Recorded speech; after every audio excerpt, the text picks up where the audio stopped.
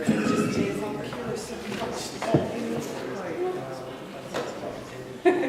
live. Okay, good morning. Good morning. We're going to try something a little new today. I did not do a prepared prayer, so I'm just going to pray without the preparation. So bear with me if I stumble. Dear Jesus, thank you for another beautiful day that you have blessed us with, and thank you for allowing us to gather together today. We know the numbers are a little trim today because a few people are away, and we just wish them well in their journey this weekend. And we just love you, and we know that you provide these lessons for us to teach us what we need to know of your story and to follow your word. Amen. Amen. And Ken's going to read for us this morning.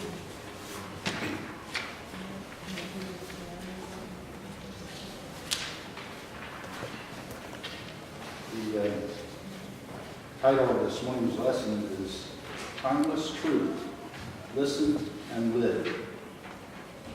Legacies are fragile things. Hezekiah had been king of Judah for nearly 3 decades. His reforms were sweeping, his achievements notable, his accolades many. He is listed among the few who did what was right before the Lord his God. After his death, his son Manasseh ascended to the throne and unraveled his father's spiritual heritage. Manasseh's reign marked a spiritual relapse from which the kingdom of Judah would not recover.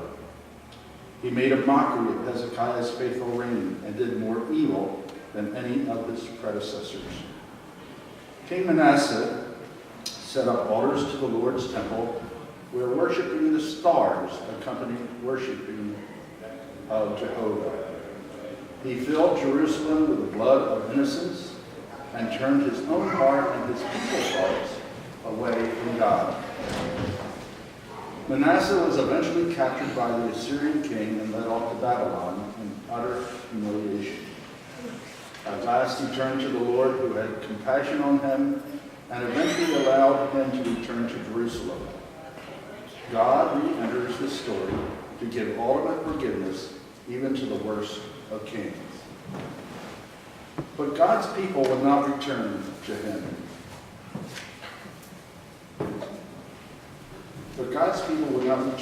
They ignored the prophet's warnings. So God did what he said he would do. He sent foreign armies to raid Judah. Babylon's king Nebuchadnezzar laid 3 sieges against Judah and Jerusalem. The first came against King Jehoiakim, and the second against King Jehoiakim. Nearly 10,000 Judeans were captured and taken away to Babylon. The king and the prophet Ezekiel were among the prisoners. Ezekiel's visions are some of the most colorful in all ancient literature and foretold of Jerusalem's certain doom. God commissioned Ezekiel to speak truth to the exiles who disregarded their guilt even when faced with such stern judgment. He refused to give up. He called Jeremiah to alert the adulterous people that they must own up to their own reckless sin. And God also sent word that the worst was yet to come. Zedekiah was Judah's last and most pitiful king. His government was controlled by Babylon, and he and the people rejected God, broke his law, and defiled his temple. The time for judgment had come, so God arranged the final battle, King Nebuchadnezzar versus King Zedekiah. The outcome was certain. An 18-month blockade left Jerusalem's inhabitants weakened by famine. Zedekiah made a last-ditch plea for help from the prophet Jeremiah, but no one much cared for Jeremiah's response. He reported that Jerusalem would not be saved, and he urged surrender as the only hope of survival.